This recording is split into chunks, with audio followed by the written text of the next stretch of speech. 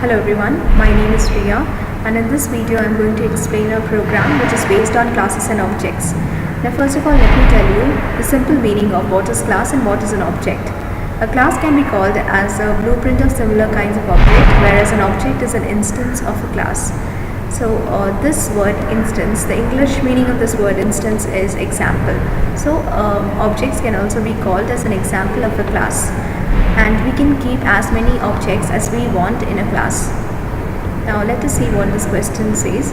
Create a class called distance that contains two members, feet and inches. One constructor should initialize this data to 0 and another should initialize it to fixed values. Another member function should display the data. The final member function should take an object as argument, add two distances and return the resultant object from functions.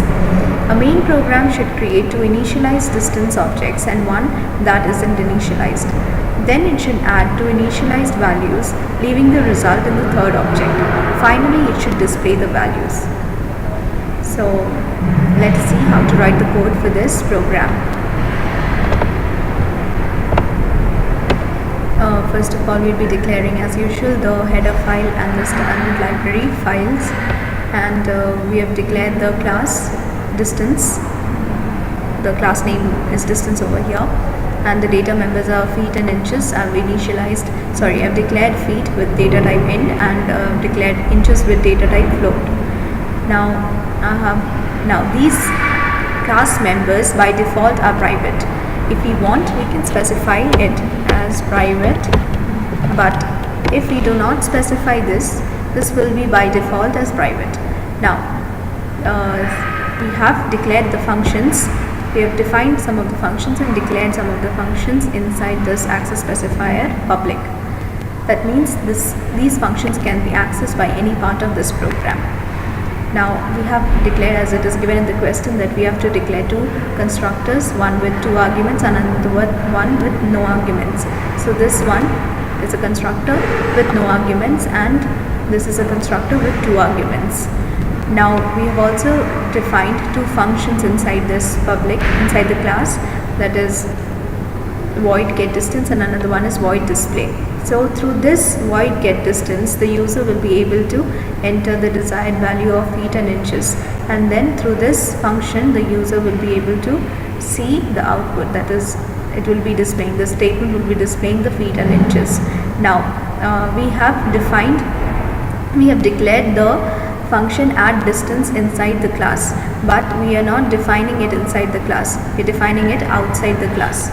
So for defining it outside the class, now in this, since the question says we have to pass the object as an argument and we have to also return the object, so here the return type is distance, that is same as class name, and the class name is distance, and the scope resolution operator and the function, and here instead of passing any other element of any data type, we are passing an object of data type distance. So this is the way how we define a function, we define a function outside the class. So this is the way how we write. So inside this function we'll be declaring a temporary variable temp, and using this temp we'll be calculating the total in inches and total feet. So the total inches is calculated as temp.inches is equal to inches plus d2.inches. Now this condition is checked whether if temp.inches is greater than or equal to 12. If it is so, then we will subtract 12 from temp.inches and we'll increment the value of temp.feet as 1. Then temp.feet is equal to temp.feet plus feet plus d2.feet, and then we'll be returning temp. Now since we have given this statement, it shows that the object is returned. Now the work of this function is over. Now let us see how to call these functions in the main. So inside the main functions we have declared three objects.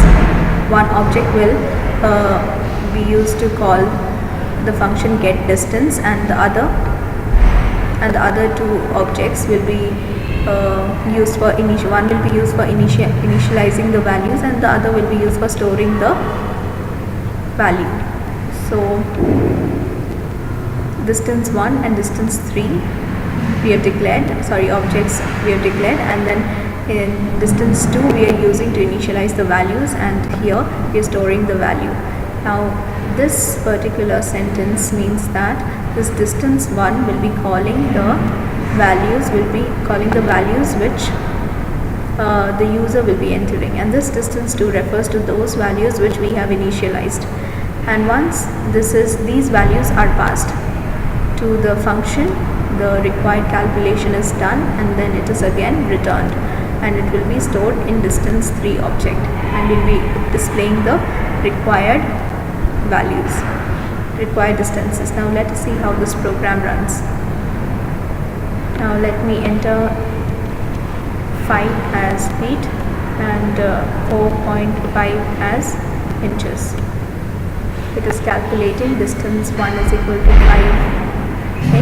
5 feet and 4.5 inches. Distance 2 11 feet and 6.25 inches, and distance 3 as 16 feet and 10.75 inches. Thank you.